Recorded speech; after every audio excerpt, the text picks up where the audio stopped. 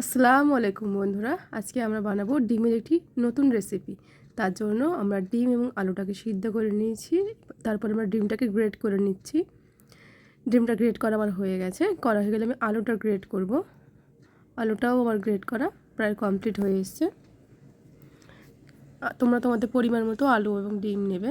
আমি দুটোকে একসাথে করলাম। এরপর আমি দিয়ে দেবো এর মধ্যে পেঁয়াজ কুচি, তারপর আমি দেবো কাঁচা লঙ্কা কুচি। তোমরা যে যেমন পছন্দ করো সেভাবে দেবে।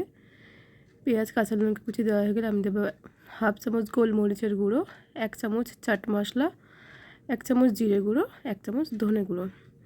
এরপর আমি পুরো মিশ্রণটাকে একসাথে করব, মাখাবো। মাখানো হয়ে গেলে আমি এটাকে বলের মতন করে নেব। বল হয়ে গেলে আমি এরপর এটাকে হয়ে গেছে, দেখতেই পাচ্ছ রেডি হয়ে গেছে। এরপর আমরা কড়াই গরম করব। কড়াইয়ের মধ্যে আমি রিফাইন অয়েল দিয়ে দিলাম। রিফাইন অয়েলটা একটু গরম হয়ে গেছে। আমি একটা কাঁচা ডিম ভেঙে নিয়ে তার মধ্যে কোট করে নিয়ে আমি এই বলগুলো ভেজে নেব। ডিমের বলগুলো দেখো, তোমরা লো ফ্লেমে ভাজবে। লাল লাল করে ভাজা হয়ে গেছে আমার। আমি এটাকে সস দিয়ে সার্ভ করেছি। খেতে খুবই সুন্দর হয়েছে, তোমরা ট্রাই করে দেখবে।